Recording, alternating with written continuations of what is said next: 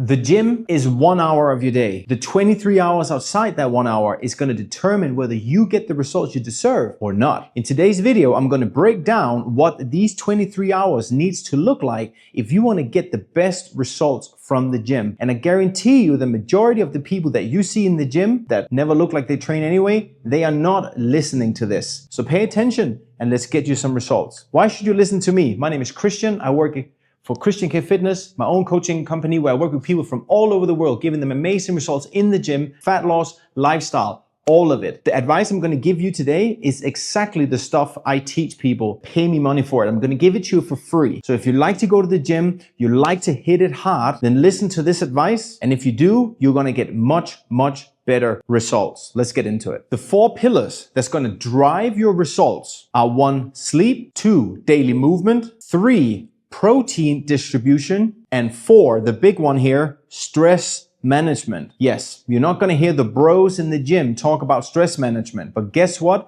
It matters more than anything else. Let's dig into it. First, we're starting with sleep. This is where your results are built. Your muscles are built during your recovery as a adaptation to the stimulus that you did in the gym. Yes, you heard that right. You are not building muscle mass in the gym. You're breaking yourself down. Whether you're going to get those results, that depends if you're sleeping enough. It depends on many things, but primarily, are you sleeping enough? Are you giving the body the time it takes for it to actually rebuild itself? And if you don't sleep enough, let's break it down. Poor sleep will result in lower testosterone. If you're a man or a woman, lower testosterone literally means less energy, less training results, worsened mental health, and less daily motivation. I mean, that alone should get you to sleep 10 hours every night, wouldn't it? It's also going to raise your cortisol. This one is massive, guys. Cortisol, if chronically elevated, will wreck you. I'm going to dig a little bit deeper into this in a second. Lack of sleep is also going to increase your hunger through your hunger hormones, both ghrelin and leptin. Ghrelin, your hunger hormone, and leptin, your fullness hormone. Your ghrelin will be higher. You'll be much hungrier when you are sleep deprived.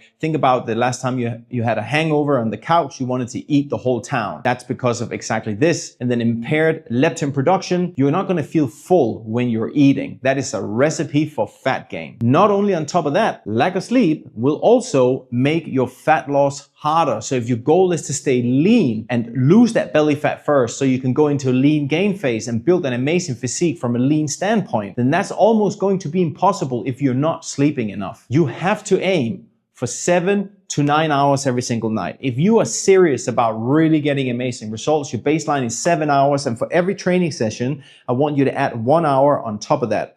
There is no excuses in this chat. There is only you getting it done or not. Up to you. You need to improve your sleep quality by sleeping in a dark and cool room, 20 to 22 degrees Celsius. And here's the big one. You got to limit your screen time before you go to bed. Stop doom scrolling. It's going to mess up your brain, but it's also going to wreck your melatonin production. Well, it's going to decrease your melatonin production. It's going to increase your cortisol production. Cortisol should be going down when you go to bed, and melatonin should be going up. That is not happening if you're checking everything that's happening around the world, everything from violence, explosions, politics, all of that stuff. Give your brain some peace before you go to bed, and it's going to reward itself to you in the best results you've ever had. Please remember, sleep is a requirement. It's not just like some luxury you have because you don't have to get up in the morning or you can go to bed early. It's a requirement. If you want to require amazing results from your body, give it back to it, your body again. Give it what it needs. Pay it back, and it's going to pay you. Point number 2 we're going to talk about is need. Non-exercise activity thermogenesis. I've spoken about this on this channel before. It is the most powerful tool in your toolbox to burn calories every day without spiking your cortisol. Need is essentially all the calories that you burn walking around, fidgeting, moving around. That is not purposeful exercise. And guess what? Need is going to burn way more calories. Walking around the whole day is going to burn way more calories for you.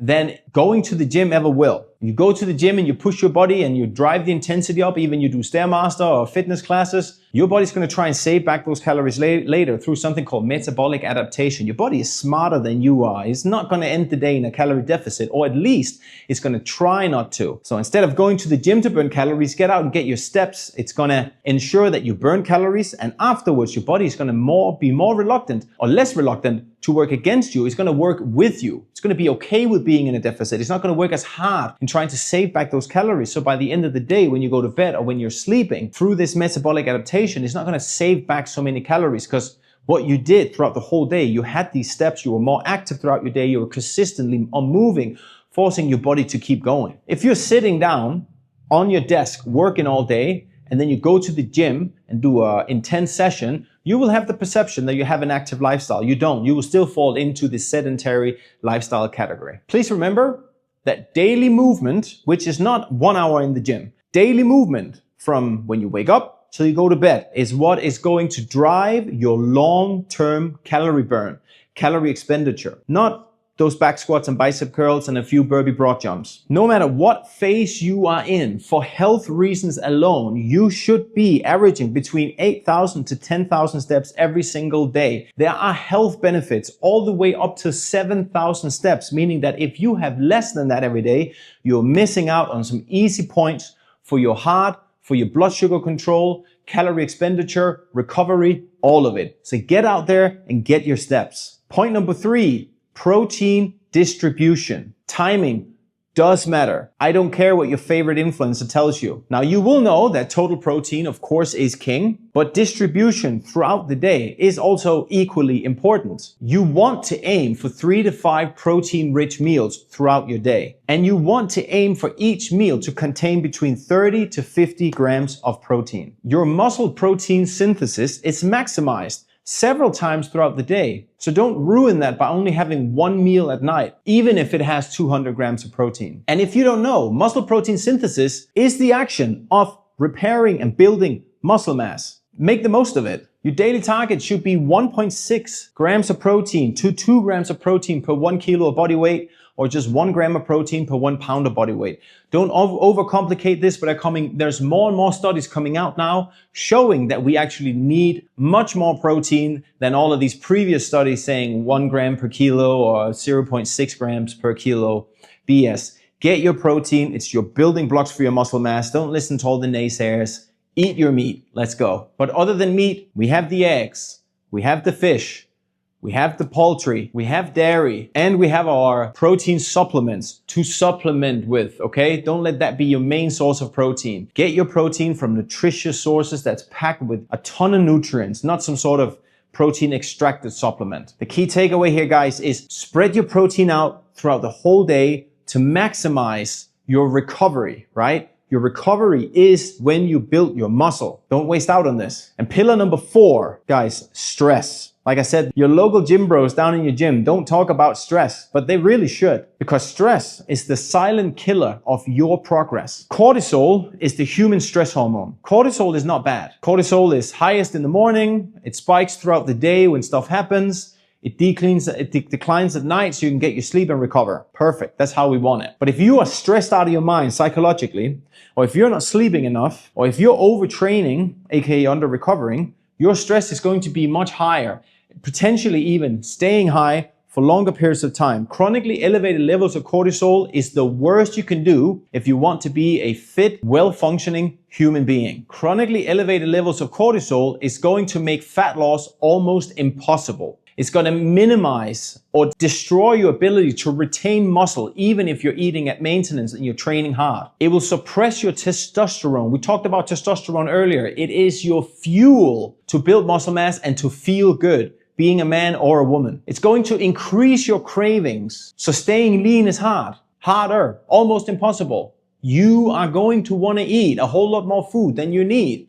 Sticking to your calorie target, whether it's deficit or maintenance or it's slight lean gain phase, will be harder. And it's going to disrupt your sleep. And once we disrupt our sleep, it's a cascade where everything else becomes much harder as well. You will not be able to out-train a stressful environment or a stressful lifestyle. Everything in your life is going to be working against you. Fix your environment, fix your lifestyle, get the best results you've ever gotten. You can reduce your stress by, of course, sleeping better, focusing on the most important component in recovery, your downtime, your sleep. You want to be doing zone 2 cardio 1 time, 2 times every single week. And you want to do recovery walks and having active recovery days. We do not want to train 7 days per week. I don't care what your friend told you. You cannot progress from something you cannot recover from. You got to make sure you're eating enough calories. You cannot just stay in a fat loss forever. You're going to be injured. You're not going to recover. You're not going to get training results. And you got to do appropriate or follow appropriate training volume. The amount of guys I have to tell, you cannot train every single day.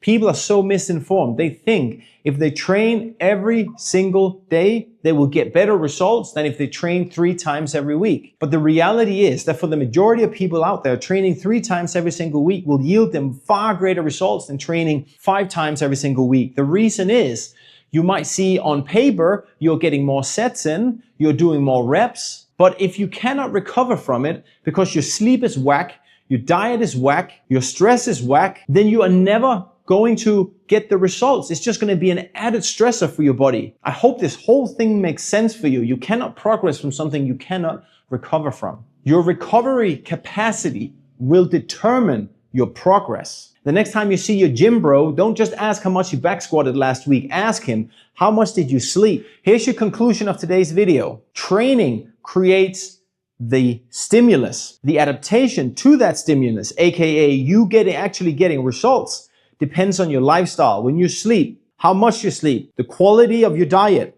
enough protein, protein distribution, and lastly, your stress management that completes the circle. When you're ready to get your head out of the ground and understand that the gym is a small fraction of the lifestyle you want to build and the way you want to look, once you understand that and you apply this, you will see far greater results than you ever have before. You will stay injury-free. Your motivation will be higher. You can actually apply progressive overload and follow it. You will have lower levels of body fat. You will have more energy in the gym. You're going to be a better athlete. Guys, I hope this video was informative and you got something from this. If you like this style of non-BS, simple, basic information that everyone needs to know, but social media and online marketing tends to tell people that everyone has a problem and they will sell you their BS solution, then follow my channel or subscribe to my channel, because that's the stuff I'm about. The real science, the real stuff that matters when it comes to having a bulletproof lifestyle, a training that works for you, not against you, and building a beautiful aesthetic body that can perform and look good at the same time. Thank you guys for watching. See you in the next one. Peace.